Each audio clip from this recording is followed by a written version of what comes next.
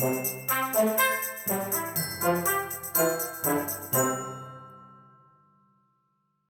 welcome two pilots who are going to talk to us about their experiences in the field of aeronautics. I remember as a kid always looking at planes flying over and always thinking that that was really exciting to be able to fly. And so I got an opportunity about 3 years ago to get my private pilot's license. I love to fly. Flying is like a whole new world when you're looking down on the earth from above, and when you fly at night looking down on all the lights of the city. It's just an amazing experience. Well, there's some things that you do each time that you fly. You go through a checklist and you check to make sure the plane is safe, and then there's the actual flying, and then when you get back you also do like a post landing to make sure nothing happened to the plane while in flight. But every flight is a little different. It all depends on weather, where you're going, what you've planned to do, and sometimes things don't always go as planned. So flights are all different, but there is a planning process for your typical flight. It's different than anything I have ever experienced. There is a type of freedom in it.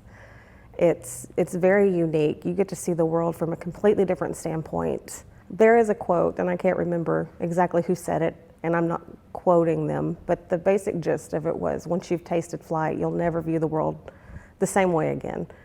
It's amazing. I do work as a pilot currently. Sometimes people hire me to fly them from point A to point B, and most of the time I teach people how to fly aircraft. I would say it's pretty difficult to put a number on it. There are a vast of different areas, all the way from flying little tiny aircraft all the way to being an astronaut and everywhere in between. It's pretty unlimited, the choices that you would have if you wanted to go into a career in aviation. You need to have some general basic like math, reading skills and things like that, but there's no really requirement to have any special skill sets. I would say it's both, because you are physically flying the aircraft, but there's a lot of preparation, and you have to have a lot of clarity of mind to be able to fly the aircraft. A lot of decision making constantly when you're in the air. You can live and fly anywhere in the world. There are jobs, and even just pleasure flying anywhere. There are people who come from Africa to the US to fly. There are people who go from the US to Africa to fly. I have friends who are actually currently getting ready to go to Papua New Guinea to be missionary pilots. So there's even other avenues that people generally don't think about. You can go anywhere in the world and be a pilot. I haven't experienced all of the jobs in aviation. I loved being an aircraft mechanic. There are very few females, and so it was a very unique experience. And the same thing with being a female pilot and a female flight instructor. It's a very, very small percentage of females are. So I don't know what the best job would be, but I love what I do. I love teaching people. I love seeing the excitement in their face when they conquer a new skill and they actually learn to fly, and just the excitement when they pass their test and they actually become pilots. It's very, very rewarding, and I love it. There's some things that change, like I mentioned the drone pilots. That's something that's fairly new to aviation, but aviation careers have been around a long time, and they do change and update with technology, but the careers are still pretty much the same. The airlines are always growing. That's the main track of what people do. Unmanned aircraft is a huge growing field.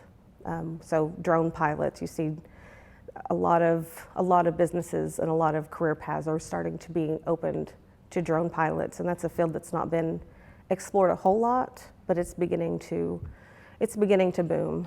You can fly, charter or pipeline, survey. There's all sorts of different areas, but the two biggest industries, or the two biggest main avenues, would probably be the airlines and drone pilot in the future.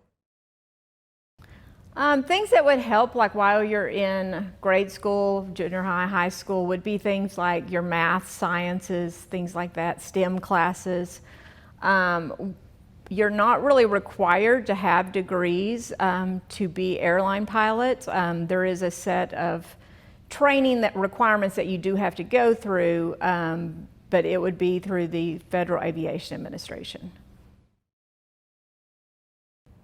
There are so many avenues of becoming a pilot, but I would say highly invest in people skills, STEM, math, science, and if you are wanting to go down a teaching road, probably some psychology. Oh, flying is definitely a 10, maybe even 11, Thank you, Ms. Southard and Ms. Terry, for sharing your experiences with us. You both mentioned STEM as a pathway to being a pilot, so let's do a fun aeronautics STEM project. In the end, you'll be able to make a rocket like this that you can launch. You'll need a few household supplies to make this rocket: paper, straws, tape, glue, Play-Doh, and a water bottle with a sports cap.